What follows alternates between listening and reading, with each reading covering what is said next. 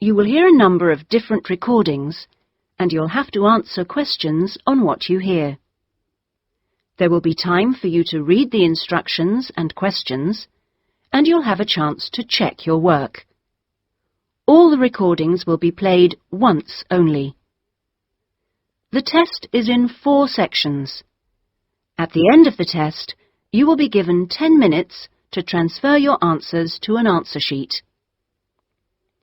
Now turn to Section 1. Section 1. You will hear a conversation between a customer and a salesman at a car showroom. First, you have some time to look at questions 1 to 4.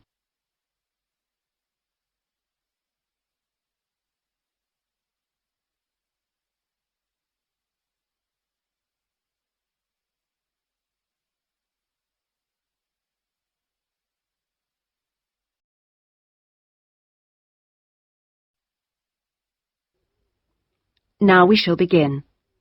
You should answer the questions as you listen, because you will not hear the recording a second time. Listen carefully and answer questions 1 to 4.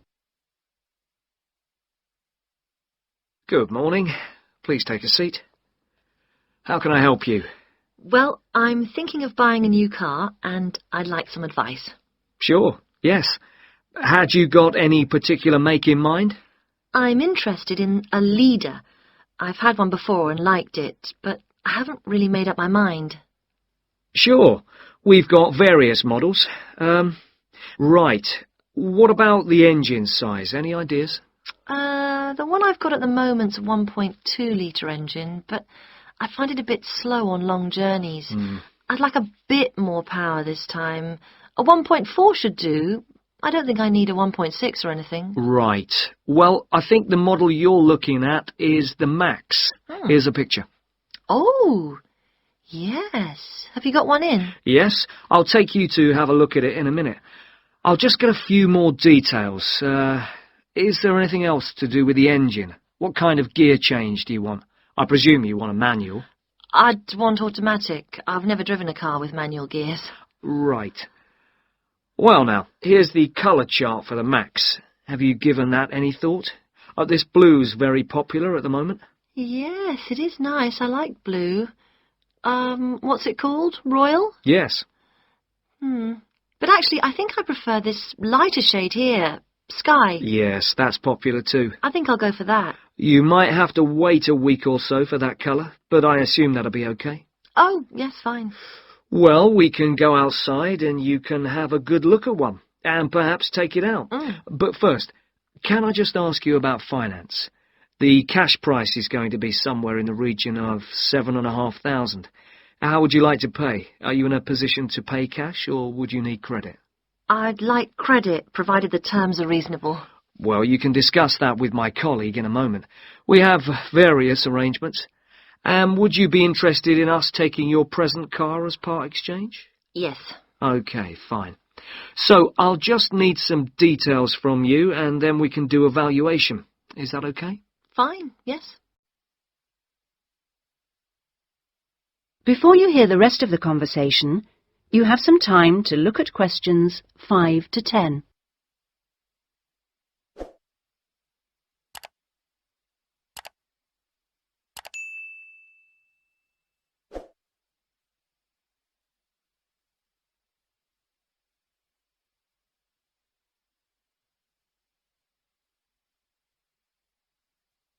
Now listen and answer questions 5 to 10. Could I have your full name? Wendy Harries. That's Harries. And is that Mrs., Miss, Ms.? It's Doctor, actually. Oh, right. And your address? 20 Green Banks. Is that green spelled as in the colour? Yes, that's right. Okay. Alton. Is that O-L-T-O-N? Not quite. It begins with an A, not an O. Oh, yes, that's in Hampshire, isn't it? That's right. And do you know your postcode? Yes, it's GU8 9EW. Do you have a daytime phone number? Well, I work at the hospital, but it's a bit difficult to get hold of me. I can give you a number just for messages, and then I'll get back to you when I can. Is that okay? That's fine. It's 0798 257 643. Fine. And about the car you have now, what make is it? It's a Conti. Do you know the year or the model name?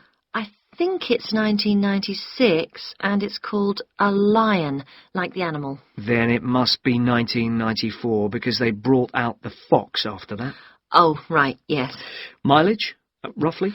I'm not sure. I know it's less than 70,000. OK. What colour is it? It's grey, metallic grey. Right. And one last thing. What sort of condition would you say it's in? I'd probably describe it as reasonable. Do you need to see it? It's parked outside. Not at the moment, no. Perhaps you could call in one day next week. That is the end of section 1. You now have half a minute to check your answers.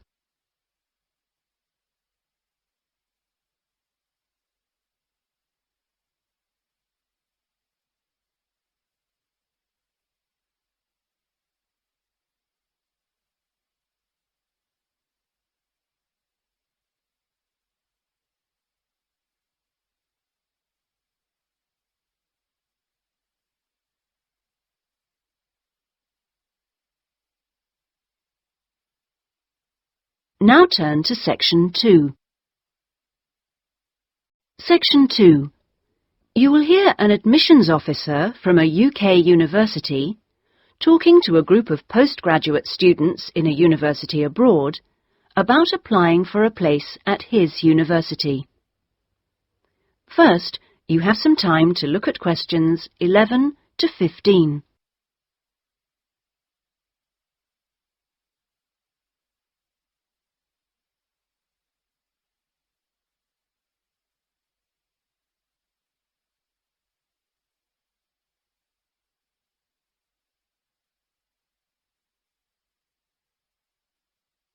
Now listen carefully and answer questions 11 to 15. As I said earlier, there is, I think, at Rexford an excellent combination of physical and geographical advantages, as well as having a rural setting and still being close to central London. Something that will certainly be of interest to you is that Rexford is just 35 minutes from London Airport. At Rexford, we have a strong research capability. We came 7th out of 101 universities in last year's research assessment, carried out by a government body, and did particularly well in your particular subjects, engineering and science. Actually, we got a top research grade of 5 for engineering, geography and computer sciences. One further point, and I know from talking to you individually that a number of you may be looking for some experience in industry after the course, is that all our science and engineering research departments have unusually close relationships with industry in the area. Anyway, that's enough sales talk from me. I'll just take a sip of this coffee that's just arrived, thank you, and then I'll say something about what actually happens when you apply. Right. Now, if you do decide to make an application, what you do is send it directly to me in my department. I will then immediately send confirmation and the application process begins. And I'd like to say at this point that you shouldn't worry if this process doesn't work all that quickly. I mean, occasionally there are postal problems, but most often the hold-up is caused by references. The people you give as referees, shall we say, take their time to reply. Anyway, it's absolutely normal for this process to take 3 to 4 months. What I do in this period is keep in touch with you and reassure you that things are moving along. One of the ways we've devised to help you decide about applying, as well as later when you've been accepted, hopefully, is to put you in contact with, if possible, a student from your own country who is at present studying with us. What you can do is phone them up. We will, of course, liaise between you, and discuss your concerns with them. That way you can get an objective opinion of what you can expect if you come to live and study at Rexford. Not only the academic atmosphere, but important details like what the leisure facilities are like, and whether the English weather and food are really as awful as everybody says. No. If you decide you can face it, the contact can also help you just before you leave with tips on what to pack and that sort of thing. At the moment, I think we've got 2 second-year students and 1 postgraduate from this country. Before you hear the rest of the talk, you have some time to look at questions 16 to 20.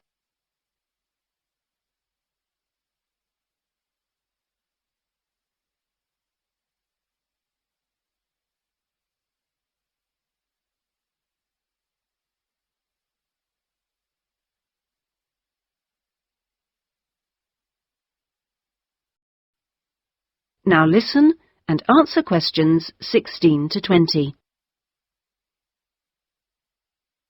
Now, to move on to the other concerns you expressed earlier. At a UK university, as I'm sure you know, you will be in an environment where independent learning is the norm, which takes most students a while to adjust to, and at a time when you will be separated from your normal surroundings, and in most cases, your family. This can be a difficult time. But remember that something like 25% of our student body are international students like yourselves, and that there are several organisations in the university and city whose main purpose is to offer help and ensure that your time with us is enjoyable and useful. 1 or 2 of you touched on the subject of accommodation earlier, so I'll just add a few points. It is the university's policy to give priority in the allocation of residence places to 3 categories, and those are visiting students, exchange students, and new postgraduate students. However, demand exceeds supply, so there is still a need to put your name down early for campus accommodation, particularly if your family is accompanying you. This means that the earlier you decide whether you want to study with us, and so get the procedure moving, the better it will be for everybody. Yes? What if you would prefer to live outside the university? If you're planning to live off campus, you've got to sort things out even earlier. As with everything in short supply, the good accommodation gets snapped up months before the beginning of term. In other words, if you're starting in October, you need to be thinking about it in June, or at the very latest July. So you do need to think very carefully about what you need, how much you can afford to pay well in advance. What you can't do is leave it until a few days before the start of term. The agencies in town are pretty good. It's just a matter of contacting them in good time. Of course, we have a full-time accommodation officer available to help all students. She'll get in touch with you when you're accepted. She's got plenty of contacts in the town and will deal with the agencies on your behalf. 1 or 2 of you asked me earlier about your level of spoken English. Obviously, most of you have already achieved a lot. I wish I could speak your language half as well. Having said that, though, I'm afraid the lecturers will make little or no allowance for the presence of non-native speakers in the audience. So anything you can do to improve your spoken English, even beyond the pretty high levels most of you have already reached, will help make your stay with us that bit more fun for you. Some extra practice before you arrive is worth more than, for example, private lessons afterwards when you won't really have time. Oh, and one last thing before I invite further questions. It's very important that you always...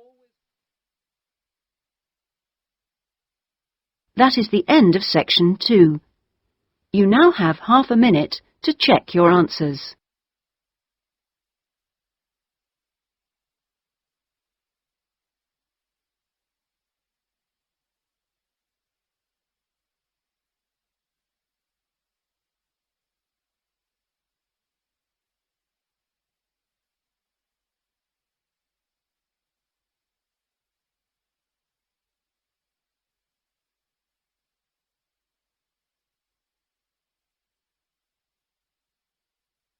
Now turn to Section 3.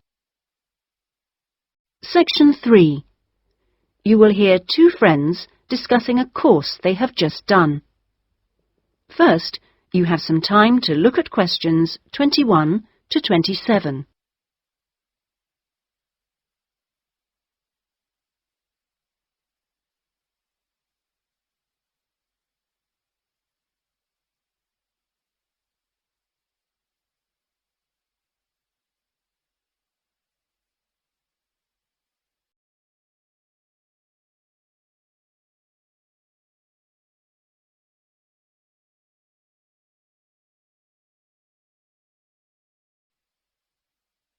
Now listen carefully and answer questions 21 to 27.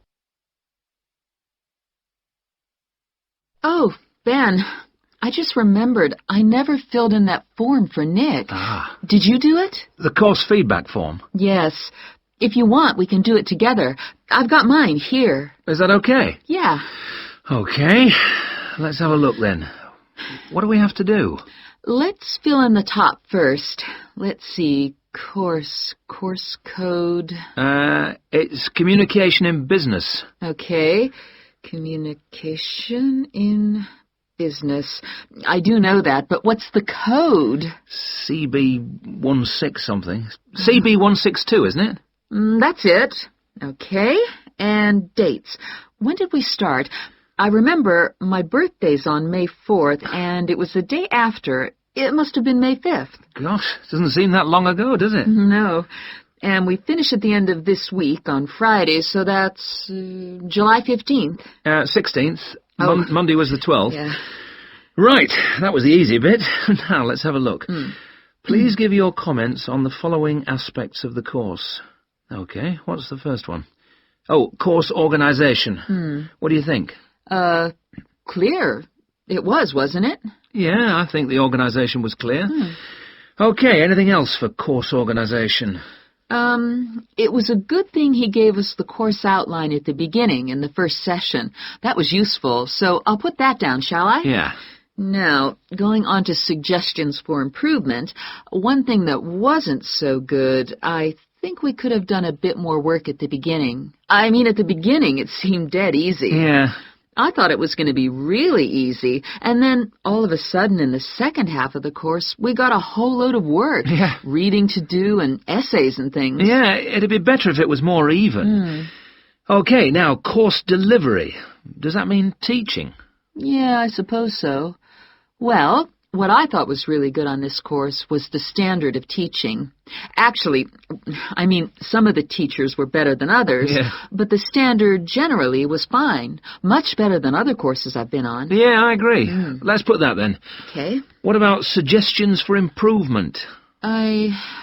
I didn't think it was all that wonderful when we had great, long group discussion sessions that went on for hours and hours. Right. I don't mean we shouldn't have group discussions, just that they shouldn't go on too long. Before you hear the rest of the discussion, you have some time to look at questions 28 to 30.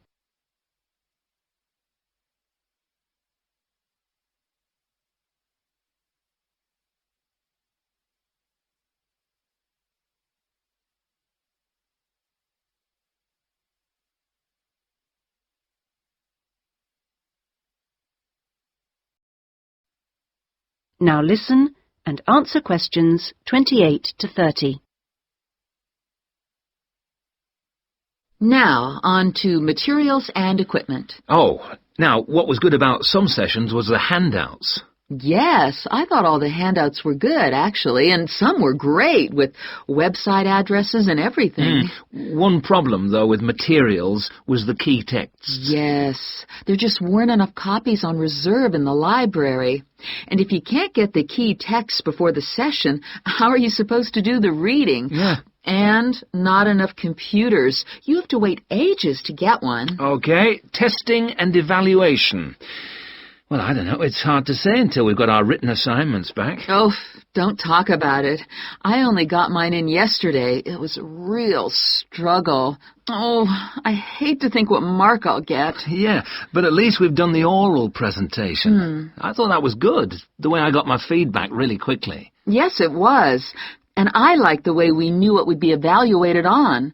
We knew the criteria, so we knew we had to think about clarity, organization, and so on. Yeah, but I'm not so sure about the written work. One thing, I think, is that there's just too much. It's really stressful. Oh, yes, I'd agree. And I don't see why they can't let us know the criteria they use for marking. The written assignments, but he told us. No, for the final exams. Oh. What are they looking for? What are the criteria? What makes a pass or a fail? Yeah, I never thought of that. It'd be really useful. Okay, any other comments? I thought student support was excellent. Yeah, me too. Okay, excellent. Other comments? No, I can't think of anything else. Nor me. Okay, so that's done. Thanks, Ben. No, thank you. That is the end of section 3. You now have half a minute to check your answers.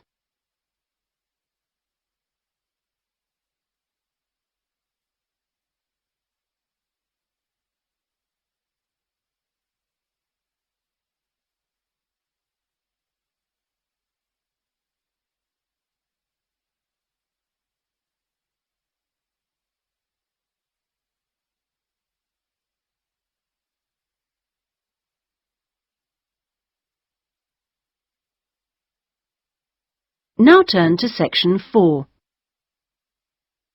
Section 4. You will hear a student giving a presentation about a project on household waste recycling. First, you have some time to look at questions 31 to 40.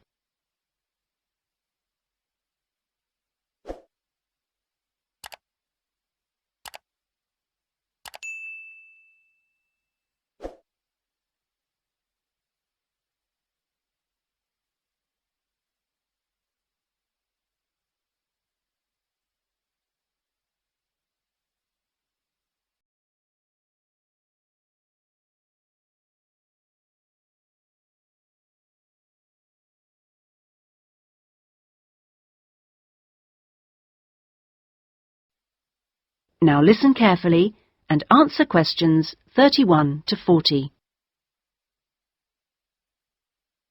Well, my group has been doing a project on how household waste is recycled in Britain. We were quite shocked to discover that only 9% of people here in the UK make an effort to recycle their household waste. This is a lower figure than in most other European countries, and needs to increase dramatically in the next few years if the government is going to meet its recycling targets. The agreed targets for the UK mean that by 2008 we must reduce our carbon dioxide emissions by 12.5% compared with 1990. And recycling can help to achieve that goal in two main ways. The production of recycled glass and paper uses much less energy than producing them from virgin materials, and also recycling reduces greenhouse gas emissions from landfill sites and incineration plants.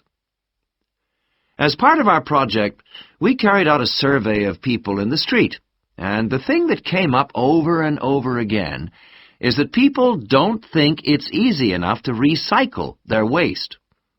One problem is that there aren't enough drop-off sites. That is, the places where the public are supposed to take their waste. We also discovered that waste that's collected from householders is taken to places called bring banks for sorting and baling into loads. One problem here is taking out everything that shouldn't have been placed in the recycling containers. People put all sorts of things into bottle banks, like plastic bags and even broken umbrellas. All this has to be removed by hand. Another difficulty is that toughened glass used for cooking doesn't fully melt at the temperature required for other glass, and so that also has to be picked out by hand. Glass is easy to recycle because it can be reused over and over again without becoming weaker. 2 million tons of glass is thrown away each year. That is 7 billion bottles and jars. But only 500,000 tons of that is collected and recycled.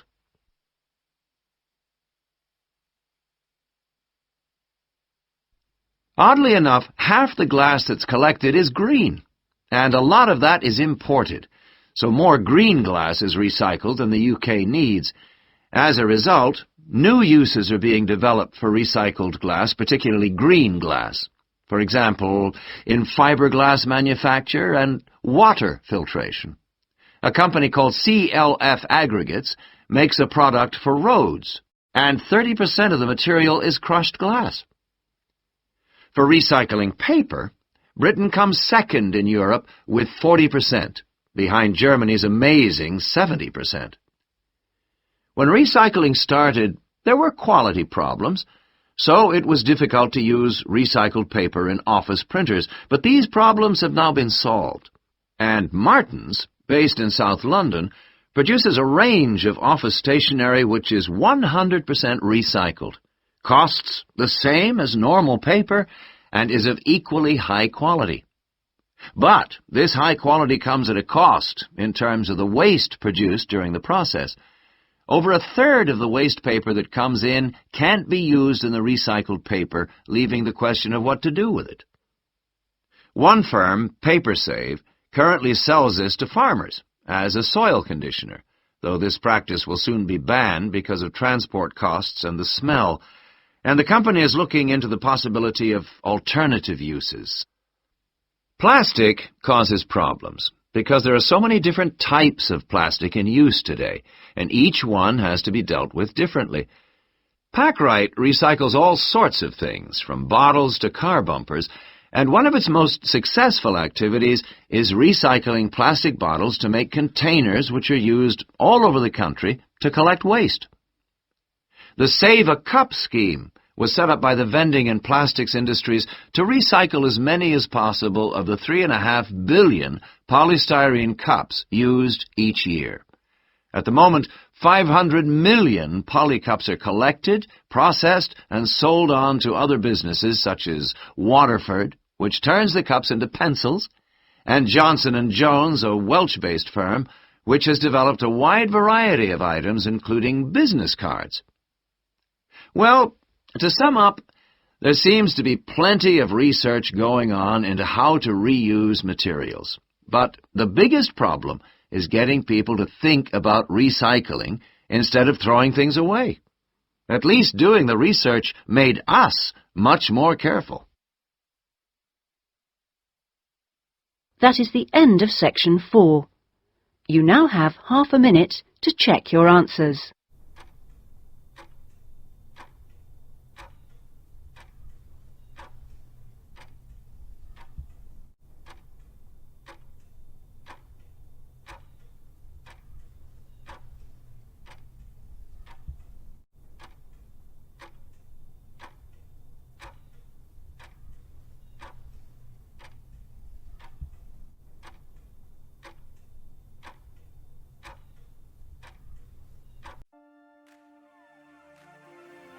That is the end of the listening test.